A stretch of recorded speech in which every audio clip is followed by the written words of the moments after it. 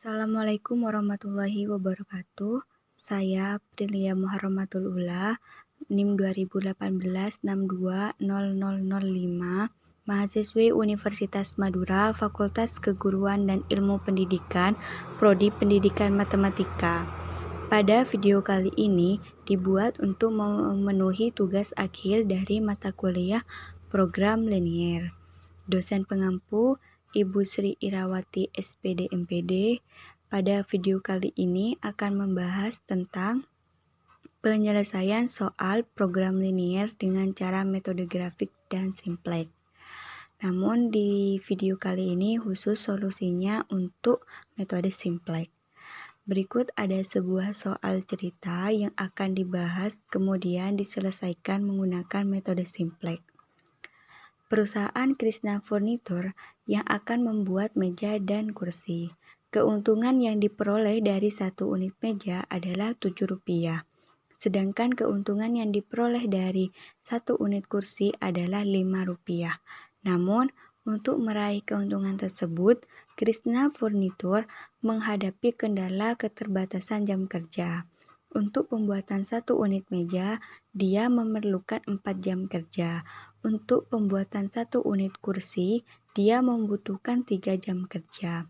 Untuk pengecetan satu unit meja dibutuhkan 2 jam kerja.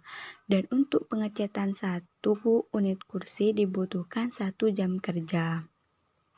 Jumlah jam kerja yang tersedia untuk pembuatan meja dan kursi adalah 240 jam per minggu. Sedangkan jumlah jam kerja untuk pengecetan adalah 100 jam per minggu. Berapa jumlah meja dan kursi yang sebaiknya diproduksi agar keuntungan perusahaan maksimum? Jadi, di sini kita akan menyelesaikan persoalan program linier untuk pola maksimum dengan cara menggunakan metode simplex. Ada beberapa langkah dalam tahapan pengerjaannya. Langkah yang pertama yaitu menentukan model matematika, yang mana menentukan variabel keputusan, menentukan fungsi kendala, juga menentukan fungsi tujuan. Sesuai dengan soal yang sudah dibaca pada slide sebelumnya, kita sudah bisa membuat variabel keputusan, di mana yaitu X-nya adalah jumlah meja, sedangkan Y-nya yaitu jumlah kursi. Kemudian untuk menentukan fungsi kendala, pada soal di slide sebelumnya ada di penjelasan bahwa pembuatan satu unit meja memerlukan 4 jam kerja dan pembuatan satu unit kursi memerlukan 3 jam kerja. Sedangkan jumlah jam kerja dalam pembuatan meja dan kursi yaitu 240. Jadi, fungsi kendalanya dapat dirumuskan menjadi 4X plus 3Y kurang dari sama dengan 240. Kemudian pada soal ada penjelasan juga bahwa di mana untuk proses pengecetan satu meja membutuhkan 2 jam kerja dan untuk satu kursi membutuhkan 1 jam kerja. Nah, sedangkan jumlah jam kerja yang tersedia untuk pengecetan adalah sebanyak 100 jam per minggu.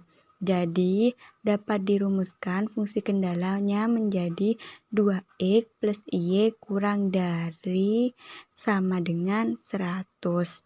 Dan ingat, X dan Y harus bernilai positif, di mana nilai X, Y harus lebih dari sama dengan 0.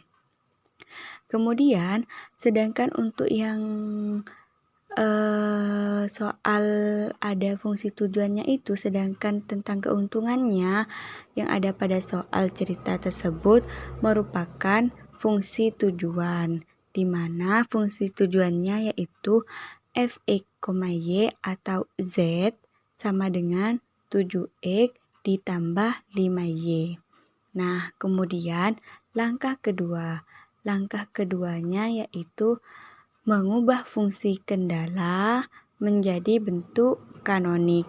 Lihat di sini fungsi kendalanya menggunakan kurang dari sama dengan semua.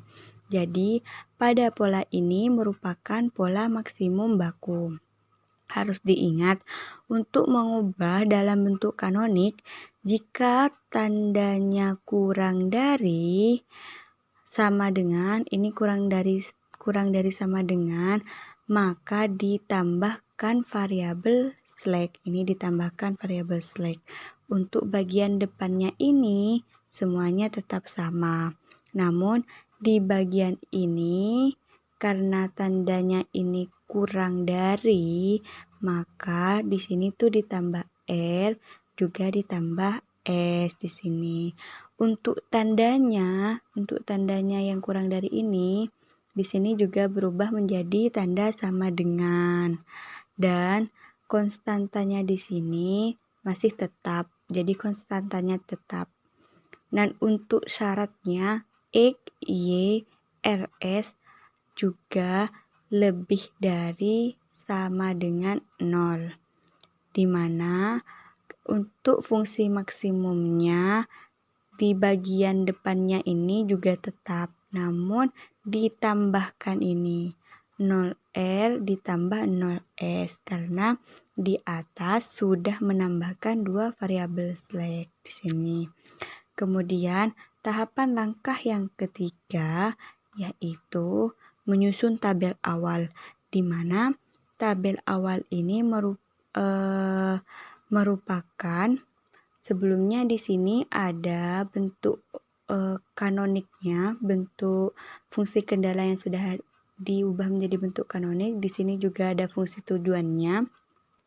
Dan di sini ada merupakan tabel awal yang akan dibahas untuk bagaimana cara pengisiannya dan pengerjaannya, dibahas prosesnya. Jadi untuk langkah pertama di sini ini merupakan untuk langkah yang pertama di sini kita lihat baris pertama. Baris pertama di sini ini merupakan koefisien fungsi tujuan. Bisa dilihat ini koefisien dari X, ini 7, koefisiennya ini 5, ini 0, kemudian ini 0. Kemudian di baris kedua di bagian sini ini juga merupakan variabel dari fungsi tujuan. Di sini variabel fungsi tujuan. Ini ada X, ini ada Y, ini ada R, ini S. Jadi untuk pengisian tabel dua baris tabel ini bisa seperti ini. 7X, 5Y, 0R, 0S. Nah, seperti itu. Lanjut ke baris yang ketiga di sini. Baris yang ketiga ini merupakan fungsi kendala pertama. Di sini fungsi kendala pertama di sini sesuai dengan koefisien fungsi kendala. Di sini kan ada 4x, 4x. Di sini ada 3y, 3y. Ini 1r, 1r. Karena S-nya tidak ada nilai S jadi 0. Kemudian untuk konstantannya di sini ada di BI. Kemudian lanjut ke baris selanjutnya di sini. Di sini ada baris keempat, di mana ini juga diambil dari koefisien dari fungsi kendala. Di sini ada yang kedua, ini 2x, ini 1. Ini karena R-nya tidak ada jadi 0, karena S-nya ini ada 1, koefisiennya ini 1. Nah, kemudian B1 di sini merupakan konstanta. Konstantanya di sini konstanta dari ini fungsi kendalanya 240 sama 100. Kemudian dilanjutkan untuk nilai RI ini nilai RI ini terlebih dahulu kita abaikan. Lanjutkan saja ke bagian di sini. Ini merupakan suatu ketetapan, jadi ikuti saja. Namun di bagian kolom kedua di sini, ini RS merupakan nilai dari tambahan variabel slack. Di sini fungsi kendala kan ada tambahan variabel slack. Ini dimasukkan ke sini. Nah, kemudian untuk nolnya di sini diisi dengan sesuai dengan pasangan yang di sini. Jadi ini R, ini 0, karena ini 0 jadi kita isi 0. Jadi karena ini 0 jadi kita isi 0. Seperti itu. Jadi ini dari variabel slack, ini pasangannya dari sini. Nah, langkah selanjutnya yaitu mengisi baris ZC.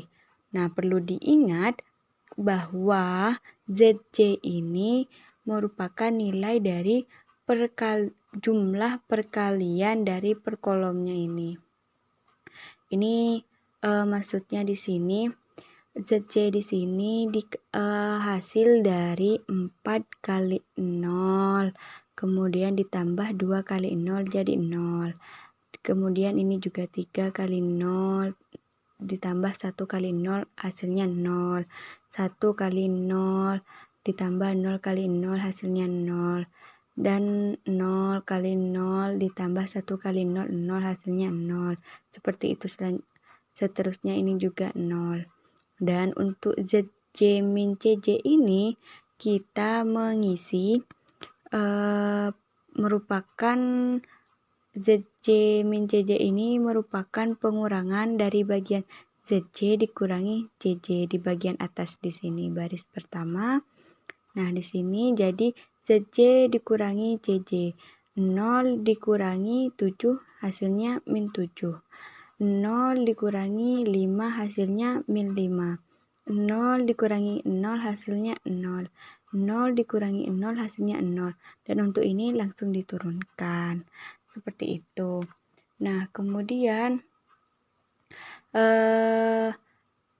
ini merupakan cara awal untuk menentukan tabel awal. Untuk menyusun tabel awal seperti itu. Untuk kolom RI, ingat untuk terlebih dahulu ini RI-nya diabaikan dulu. Untuk langkah keempat yaitu menguji keoptimuman, di mana untuk menguji keoptimuman ini karena soalnya bentuknya maksimum, maka syaratnya di sini tabel sudah maksimum jika ZC dikurangi ZC dikurangi CJ lebih dari sama dengan 0 untuk semua J. Nah, karena di tabel ini belum ada yang maksimum, maka tabel harus diperbaiki. Kenapa belum ada yang maksimum? Karena ini syaratnya kan di barisan ZC min CJ ini masih ada yang bernilai negatif. Maka tabel ini belum maksimum. Karena belum maksimum, jadi kita buat tabel baru lagi. Nah, di sini menuju ke langkah yang kelima yaitu memperbaiki tabel. Di mana dengan cara langkah kelima ini untuk memperbaiki tabel yaitu kita pilih kolom dengan yang paling kecil, maka yang terpilih itu masuk ke basis. Kolom yang dipilih disebut kolom kunci.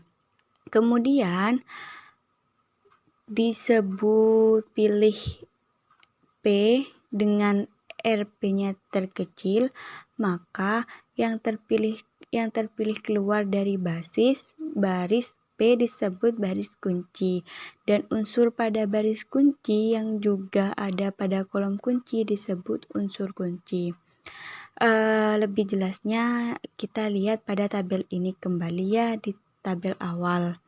Karena di baris ini masih ada yang negatif, di baris ZJ min CJ ini masih ada yang negatif, maka cari nilai yang paling kecil atau yang paling negatif di antara baris ini, Di sini yang paling kecil yaitu min 7. Maka kolom ini disebut kolom kunci. Nah, selanjutnya setelah kolom kuncinya diketahui, kita bisa mencari nilai dari RI-nya. Dapat dari mana nilai RI? Dengan cara RI ini didapat dari BI dibagi kolom kunci. Nah, di sini BI dibagi kolom kunci. Berarti untuk bagian ini didapat dari 240 dibagi 4, yaitu 60. Kemudian ini didapat dari 100 dibagi 2, sama dengan 50. Jadi tabel RI ini diisi ketika kolom kunci sudah diketahui. Begitu. Karena RI sudah diisi, saatnya kita bisa menentukan baris kunci. Hampir sama seperti kolom kunci, kita lihat di kolom RI ini nilainya yang paling kecil. Di mana yang paling kecil di situ di angka nilai 50. Jadi di sini di bagian ini kita bisa disebut dengan barisan kunci. Sedangkan pertemuan dari kolom kunci dan baris kunci ini di sini titik pertemuannya di sini angka 2 ini dapat dikatakan sebagai unsur kunci.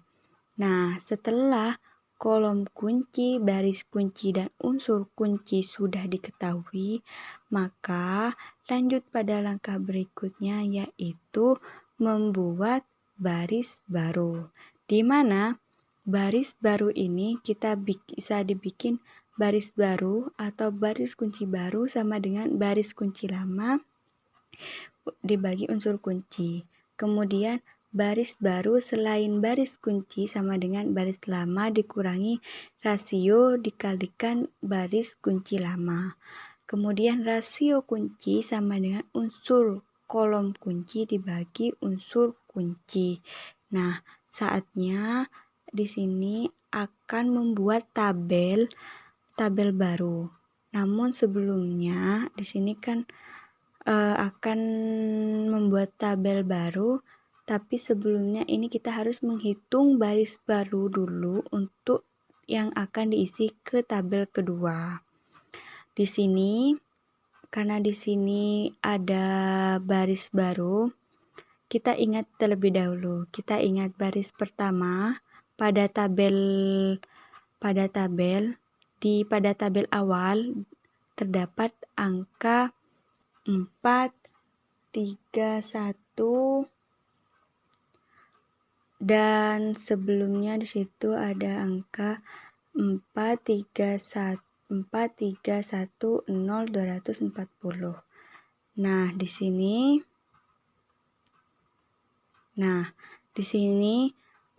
kemudian juga baris keduanya ada 2, 1, 0, 1, 10. Cara menghitung untuk mencari baris 1 baru, B1 ini sama dengan B1 lama dikurangi 4/2 dikalikan 4/2 dari B2. Ingat, baris kuncinya kan B2 ya, jadi ini B2. Sebelumnya ini bisa disederhanakan, 4/2 ini kan jadi 2. Jadi kita selesaikan 2 dari B2 ini, dimana 2 kali dari baris kedua di tabel awal. 2 dikali 2 yaitu 4. Kemudian 2 dikali 1 yaitu 2. 2 dikali 0, 0. 2 dikali 1, 2. 2 dikali 100 hasilnya 200. Sedangkan ini merupakan nilai baris awal, baris ke-1. yang lama. Nah, untuk mendapatkan nilai baris satu baru ini kita kurangin. 4 dikurangi 4, 0. 3 dikurangi 2, 1. 1 dikurangi 0, 1. 0 dikurangi 2, hasilnya min 2. 240 dikurangi 200, hasilnya 40. Kemudian setelah dihitung, kita tinggal menghitung mencari nilai baris 2 baru di sini. Baris 2 baru di sini bisa dicari dengan cara B2 per 2, karena kan baris kuncinya di sini tuh kan B2 ya. Kan unsur kuncinya 2. Nah, kemudian ini tuh sama artinya setengah dari B2 kan. Mengingat lagi baris 2 yang sebelumnya di tabel awal itu saya lupa memasukkan di PPT, itu 2, 1, 0, 1, 100. Tapi setengah dari B2-nya ini, setengah kali 2 hasilnya 1. Setengah kali 1 hasilnya setengah. Setengah kali 0 hasilnya 0. Setengah kali 1 hasilnya setengah. Setengah kali 100 hasilnya 50. Jadi, angka-angka di sini, angka yang sudah dihasilkan, sudah dicari, sudah didapat, ini akan diisi pada tabel kedua. Nah, jadi kita menyusun tabel kedua. Ini merupakan bentuk awal dari tabel kedua. Tapi, di baris pertama dan kedua ini, semuanya tetap sama. Di sini akan tetap sama. Berubahnya di sini di bagian baris pertama, ini baris pertama dan baris kedua ini berubah. Kita isikan dari sini. Kan ini baris 1 baru ya. Nah, itu kita dapat baris 1 baru 0, 1, 1, min 2, 40. Kita masukkan di baris yang ketiga. 0, 1, 1, min 2, 40. Nah, kemudian baris 2 baru kita masukkan ke sini. Jadi 1 setengah 0 setengah 50. Nah, seperti itu. Juga yang berubah ini di bagian ini. Di bagian ini yang berubah. Dimana ingat tadi baris kuncinya di baris kedua dan kolom kuncinya di kolom ke-1. Karena ini awalnya kan RS ya, tapi karena ini awalnya ini baris kunci, jadi itu diganti dengan kolom kuncinya, jadi 7X. Untuk mencari nilai ZC-nya itu sama seperti tabel awal, di mana itu didapat dari jumlah perkalian. 0 dikali 0 ditambah 7 kali 1 hasilnya 7. Karena di sini 0, jadi ini tidak berpengaruh karena ini akan menghasilkan 0. Tetapi tinggal memasukkan 7 kali setengah sama dengan 7 per 2. Kemudian 7 kali 0, 0. 7 kali setengah 7 per 2. 7 kali 50 hasilnya 360. Untuk di baris yang ZJ min CJ ini kita dapat dari ZJ dikurangi CJ, di mana ZJ-nya 7 dikurangi 7 sama dengan 0. 7 per 2 dikurangi 5 sama dengan min 3 per 2. Kemudian 0 dikurangi 0 hasilnya 0. Kemudian 7 per 2 dikurangi 0 hasilnya 7 per 2. Untuk 350-nya ini langsung diturunkan. Nah, mengingat tadi syaratnya jika tabel bisa dikatakan sudah mencapai maksimum ketika ZC min CJ-nya itu lebih dari sama dengan 0. Karena di sini di baris ZC min CJ-nya ini masih ada yang bernilai negatif, maka ini tabel ini masih belum maksimum. Sehingga yang ini yang negatif kita bisa langsung menentukan ini sebagai merupakan kolom kunci. Dan karena sudah dapat kolom kunci, jadi kita bisa mengisi RI-nya di sini. Ingat tadi RI-nya itu didapat dari nilai BI dibagi kolom kunci. Jadi di sini 40 dibagi 1 nilainya 40. 50 dibagi setengah nilainya 100. Nah, setelah RI-nya sudah ada, kita dapat menentukan baris kuncinya. Di mana baris kuncinya ini kita sama lihat nilai yang paling kecil. Di sini yang paling kecil 40 ya. Nah, di sini menjadi baris kunci. Pertemuan dari kolom kunci dan baris kunci ini disebut unsur kunci. Jadi satu ini merupakan unsur kunci. Setelah menemukan kolom kunci, baris kunci, unsur kunci, lanjut pada langkah yang ke-8. Menghitung lagi baris baru untuk tabel ketiganya. Masih ingat caranya untuk mencari baris satu baru? Karena tadi unsur kuncinya 1, jadi di sini baris satu barunya sama dengan B1 per 1 kan. Jadi bisa langsung menjadi B1. Dimana B1-nya yaitu 0, 1, 1, min 2, 40. Ingat B1 itu baris 1 ya. Kemudian untuk menghitung baris 2 baru, di mana baris 2 baru itu sama dengan baris 2 lama dikurangi setengah dari baris 1. Ingat baris 1 ini karena ini merupakan baris kuncinya ya. Kemudian di sini 2 ini merupakan setengahnya, ini kita proses dulu. Setengah dari B1 ini, setengah kali 0 menghasilkan 0, setengah kali 1 menghasilkan setengah, setengah kali 1 menghasilkan setengah, setengah kali min 2 menghasilkan min 1, setengah kali 40 menghasilkan 20. Nah, untuk B2 yang baris 2 yang lama ini kita tulis di sini. Kemudian hasilnya yang setengahnya di sini kita tulis di bawahnya. Kemudian kita hitung, kurangi. Kita operasikan ini. 1 dikurangi 0, 1. Setengah dikurangi setengah, 0.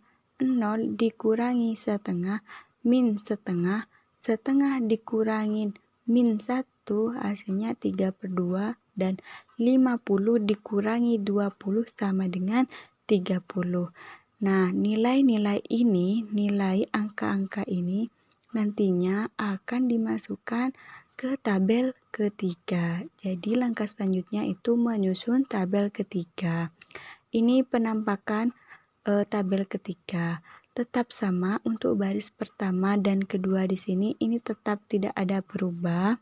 Ini tetap, namun yang berubah itu seperti yang baris pertama ini kita ganti yang baris satu baru ini.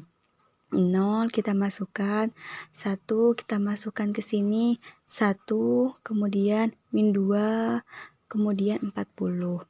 Nah, selanjutnya juga ini baris 2 baru, di sini baris 2 baru. Ini kita isi dari yang sudah kita hitung ya. 1 ini dimasukkan, 0 dimasukkan, kemudian min setengah dimasukkan, 3/2 dimasukkan, 30 juga dimasukkan. Dan juga di sini. Nah, di sini ini juga yang berubah. Ingat tadi baris kuncinya itu yang di bagian baris pertama ya. Di baris pertama, tetapi kolom kuncinya di baris maksudnya di kolom kedua. Jadi ini kan awalnya R. Kita ganti jadi 5Y seperti itu. Nah, jadi di sini karena ini sudah tidak 0 lagi, jadi ini akan berubah hasilnya nantinya. Untuk menghitung nilai ZC, untuk mendapatkan nilai ZC sama caranya 5 dikali 0 ditambah 7 kali 1 hasilnya 7. Kemudian di kolom ini 1 kali 5 ditambah 0 kali 7 hasilnya 5. Sama di kolom ini juga 1 dikali 5 ditambah min setengah dikali 7 hasilnya 3/2. Kemudian min 2 dikali 5 ditambah 3/2 dikali 7 hasilnya setengah. Kemudian 40 dikali 5 ditambah 30 dikali 7 sama dengan 410. Nah, di sini setelah ZJ-nya sudah dapat, kita tinggal mengisi baris ZJ min CJ, di mana ZJ dikurangi CJ. Di sini 7 dikurangi 7 hasilnya 0. 5 dikurangi 5 hasilnya 0. 3/2 dikurangi 0 hasilnya 3/2. Setengah dikurangi 0 hasilnya setengah. Nah, untuk 410-nya ini bisa langsung diturunkan. Nah, bisa dilihat di baris ZJ min CJ di sini sudah tidak ada nilai negatif. Jadi, karena baris di ZJ min CJ ini sudah rata-rata lebih dari sama dengan 0 untuk semua J-nya, maka tabel ketiga ini sudah mencapai optimum maksimum, di mana penyelesaiannya X, Y, RS sama dengan 30, 40, 0, di mana ini dapat dari sini. Ini kan X, ini nilainya 30, BI-nya di sini. Nah, itu 30. Kemudian ini Y. Nah, ini Y-nya di mana? Ini 40, itu Y. Berhubung tidak ada RS di sini, jadi nilai RS-nya itu 0. Nilai R 0, nilai S-nya juga 0. Di mana dengan maksimumnya ini kita bisa lihat di bagian sini. Ini maksimumnya yaitu 410. Jadi, jumlah meja dan kursi yang sebaiknya diproduksi agar keuntungan perusahaan maksimum adalah sebanyak 410. Seperti itu. Untuk mencari nilai keuntungan maksimum menggunakan metode simplex. Nah, di sini ada metode grafik di mana jika diselesaikan pada metode grafik gambarnya akan seperti ini. Di sini merupakan daerah penyelesaiannya. Di mana dari tabel 1, dari pembuatan tabel 1 kita dapat bahwa X, Y-nya itu 0,0. Jadi di sini ini lupa gak ditandai. Kemudian di pembuatan tabel kedua kita mendapatkan X, Y-nya itu 50,0. Kita dapat di titik F ini. Kemudian di tabel ketiga kita sudah mencapai maksimum di mana nilai X, Y-nya itu hasilnya 30,40. Nah, seperti itu kalau menggunakan metode grafik ya, ringkasnya. Nah, sekian penjelasan dari saya. Kurang lebihnya saya mohon maaf. Wassalamualaikum warahmatullahi wabarakatuh.